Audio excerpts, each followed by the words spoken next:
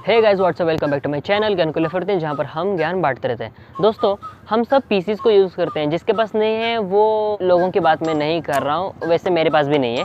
लेकिन हम जब पीसी यूज़ करते हैं तब हम अगर कोई कुछ सर्च करना हो या फिर कोई भी इंटरनेट में कोई वेब ब्राउजिंग करनी हो तो हमें बस एक ही वेब ब्राउज़र की सबसे ज़्यादा याद आती है, जो कि सबसे बहुत ज़्यादा कॉमन है और बहुत ज़्यादा पॉपुलर है, वो है गूगल क्रोम। लेकिन हमने आजकल बहुत ज़्यादा मीम्स भी देखे हैं और हमने ये खुद भी फेस किया होगा कि गूगल क्रोम जो है वो बहुत ज़्यादा मेमोरी या फिर जो हम रैम कहते हैं वो बहुत ज़्यादा कंज्यूम करता है। कभी कभी इसलिए पीसी हैंग भी हो जाता है। मतलब कभी कभी आप अगर हाई ग्राफिक्स पे अगर गेम भी खेलो तब भी पीसी ठीक से चलेगा, लेकिन अगर आप गूगल क्रोम पे ज़्यादा वेब ब्राउजिंग करोगे तो तब शायद कभी कभी पीसी हैंग हो सकता है। लेकिन ऐसा क्यों होता है इसके बारे में हम सबको नहीं पता, तो इस चीज़ के बारे में आज इस वीडियो में बात करेंगे। सो बिना टाइम वेस्ट के लेट्स गेट स्टार्टेड। वेल, जब हम क्रोम के बारे में सोचते हैं तो हमको ऐसा लगता है कि क्रोम तो एक सिंपल सा ब्राउज़र है, सिंपल वेब ब्राउज़र है जिसपे हम नेट सर्फिंग करते हैं, इंटरनेट में कोई भी सर्च करने के लिए हम यूज़ करते हैं।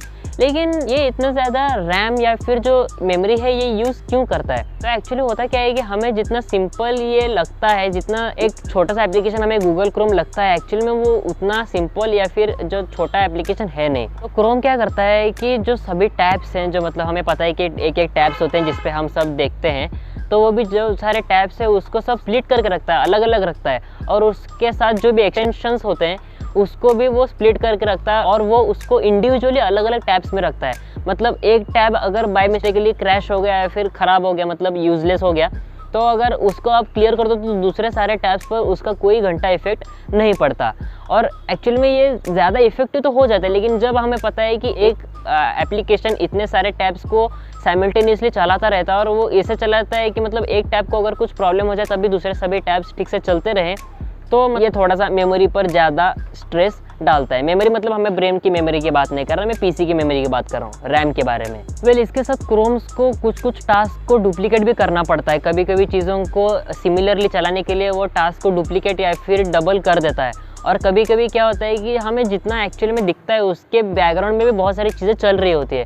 फॉर एग्जांपल, क्रोम का प्री रेंडरिंग फीचर भी एक है, मतलब जिससे क्या होता है कि कभी कभी पता है कि अगर एक नया वेब पे हमें जाना हो तो वो सीधा एक नया टैब खोल देता है, मतलब उसी टैब पे हमें नहीं रखता, एक और टैब पे हमें रीडायरेक्ट कर देता है, जिससे कि वेब पेज की जो सर्फिंग है वो स्पीड जो है वो हमारी बढ़ जाती है, जिससे कि एफिशिएंसी बढ़ जाती है। लेकिन यही जो सभी चीज़ें हैं और जो वेब पेज का जो लोडिंग टाइम होता है और बहुत सारी जो चीज़ें होती हैं, ये भी क्रोम का कहीं ना कहीं जो डेटा है या फिर जो मेमोरी है उसको बढ़ाने में या फिर ज़्यादा कंज्यूम करने में हाथ देती है या फिर एक रोल निभाती है। तो इसी की वजह से भी कभी कभी क्रोम जो है वो थोड़ा ज़्यादा रैम यूज़ कर लेता है। ज़्यादा कुछ बड़े रीजंस तो नहीं है इसके कि क्रोम इतना ज़्यादा क्यों यूज़ करता है, लेकिन फिर भी अगर हम कहें तो यही कुछ रीजंस है। जैसे कि मैंने कहा कि जो टैब्स ओपन ज़्यादा होते हैं, कभी कभी हमने देखा है कि मैंने तो अपने फ़ोन में ही कम से कम 50 से 60 जो क्रोम्स के टैब्स हैं वो खोल के रखे। और मैंने खुद ऐसा देखा है कि जब मैं उन सभी टैब्स को क्लियर कर देता हूँ और उसके बाद जब एक बार मेमोरी को क्लियर करता हूँ तब उसके बाद मेरा फ़ोन थोड़ा सा फास्ट चलने लगता है। तो मतलब हाँ, बैकग्राउंड में जब भी क्रोम्स के टैब्स होते हैं वो भी कभी कभी रिलोड्स होते रहते हैं और इसके वजह से भी वो बैकग्राउंड में थोड़ा रैम कंज्यूम करता रहता है, भले वो पीसी हो या फिर फ़ोन हो।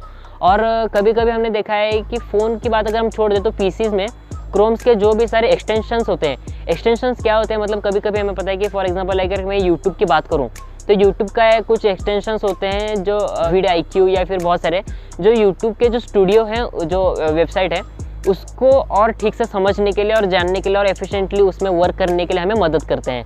लेकिन ये जो सारे एक्सटेंशंस हैं वो क्या करते हैं कि पीसीज के दूसरे सारे कंपोनेंट्स के साथ और दूसरे सारे प्रोसेसिंग के साथ वर्क नहीं करते, वो क्रोम के अंडर ही काम करते हैं।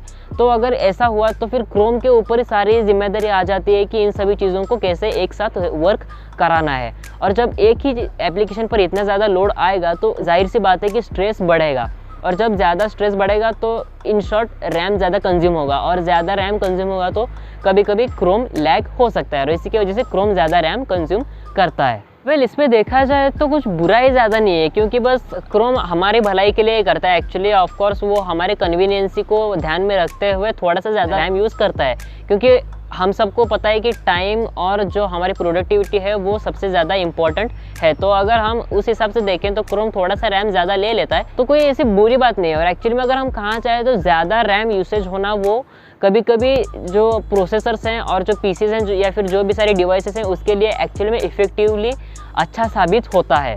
वेल अगर क्रोम ज़्यादा रैम यूज़ करता है तो एक्चुअली में कोई बुरी बात नहीं है, लेकिन हाँ अगर ज़्यादा रैम हमेशा के लिए यूज़ करे तो शायद बुरी बात हो सकती है, क्योंकि रैम होता ही है हमारे यूज़ के लिए। रैम का मतलब क्या है? Random access memory. अगर इन शॉर्ट में अगर हम अलग अपने भाषा में कहें तो शॉर्ट टर्म मेमोरी। मतलब रैम जो है वो जो भी सारी मेमोरीज हम अभी स्टोर करते हैं वो कुछ समय के लिए वो हमेशा याद रखता है, जो कि अगर हम दूसरे बार के लिए अगर हम स्टार्ट करें किसी चीज़ को तो वो बिना ज़्यादा टाइम लिए वो पलक झपकते ही उसको स्टार्ट कर देता है, जिससे कि हमारा जो टाइम है और हमारी जो कन्वीनियंस है वो बच जाती है और हम जो अपना काम है वो ज़्यादा तेज़ी से कर सकते हैं। लेकिन यही चीज़ अगर हम बाद में अगर एक दूसरे मोटिव से देखें तो अगर रैम हमेशा ही ज़्यादा यूज़ होता रहा तो पीसी क्या करेगा कि जो क्रोम की इंपॉर्टेंस देखते हुए दूसरे सारे जो भी प्रोसेसिंग बैकग्राउंड में चल रहे हैं उसकी स्पीड्स को कम कर देगा। कम करने से होगा क्या कि क्रोम की स्पीड भले ही बढ़ जाएगी, लेकिन दूसरे सारे प्रोसेसिंग पावर अगर कम हो जाए तो इफेक्टिवली क्रोम की पावर कम होगी। और अगर ऐसा हुआ तो आपका जो पीसी है वो कभी कभार लैग हो सकता है या फिर थोड़ा स्लो वर्क कर सकता है। क्योंकि अगर सिंपली कहे तो फिर जैसे हम कहते हैं कि फ़ोन को हम जब कभी यूज़ करते हैं उसके बाद हम थोड़ा सा उसको क्लीन कर देते हैं, फिर क्लीनर चला देते हैं, जिससे होता क्या है कि जो भी हम बैकग्राउंड में जो भी सारे काम करते हैं वो सब क्लीन हो जाते हैं, मतलब फ़ोन थोड़ा सा रिफ़्रेश हो जाता है जैसे हम कहते हैं। तो वही हमको भी पीसी के साथ करना पड़ेगा, क्योंकि अगर वैसा नहीं करे तो भले ही क्रोम स्टार्टिंग के लिए हमारे लिए ठीक से काम करे लेकिन बाद में थोड़ा ज़्यादा लैग कर सकता है। जब हमको पता चल ही चुका है कि क्रोम ज़्यादा रैम यूज़ करता है तो हमारे पास अब सिर्फ दो ही ऑप्शंस बचते हैं। पहला वाला कि क्रोम की जो भी सारी यूसेज है उसको कम कर दे, जो भी सारे हम ज़्यादा एक्सटेंशंस यूज़ करते हैं अगर आप पीसी पे यूज़ कर रहे हो तो आप पीसी के जो एक्सटेंशन है उसको डिलीट कर दो या फिर बंद कर दो, या फिर जो क्रोम्स के ऊपर ज़्यादा टैब्स आपने ओपन किए हुए हैं उसको अगर यूज़लेस हो तो उसको भी बंद कर दो, ये आप कर सकते हो। और दूसरी चीज़, अगर आपको चाहते हो कि मतलब पहला ऑप्शन आप नहीं कर सकते, आपके लिए सभी चीज़ें और डेटा इंपॉर्टेंट हैं, तो आप क्या कर सकते हो, सिंपली बस थोड़ा सा पैसे दे दो और एक्स्ट्रा रैम लगाओ पीसी के अंदर, जिससे कि आप उसको अपग्रेड कर सकते हो सिंपली, और आप अपने क्रोम को सिंपली यूज़ कर सकते हो और आपका पीसी लैग भी नहीं करेगा। ऐसा अगर आप करोगे तो आप सभी चीज़ों को सिंपली आराम से यूज़ कर सकते हो। तो यही कुछ छोटी छोटी चीज़ें थी जो मुझे लगा आपको बतानी चाहिए अगर आप क्रोम यूज़ करते हो और आपको ऐसा लगता है कि क्रोम आपका पीसी को बहुत ज़्यादा स्लो बना रहा है। तो ये कुछ चीज़ें हैं जो आप देख सकते हो, और बहुत सारी चीज़ें हैं जो मैं कुछ अगर हो सके तो डिस्क्रिप्शन में दे दूँगा। और अगर आपको ये वीडियो पसंद है तो प्लीज़ लाइक कीजिएगा, चैनल को सब्सक्राइब कीजिएगा, ऐसे मुझे सपोर्ट करते रहेगा। नए नए वीडियोज़ आगे आने वाले हैं। सोशल मीडिया पे मुझे फॉलो कर सकते हैं, उसके सभी लिंक्स मैंने डिस्क्रिप्शन में दिए हुए हैं। आज के वीडियो के लिए बस इतना ही। Thanks for watching friends.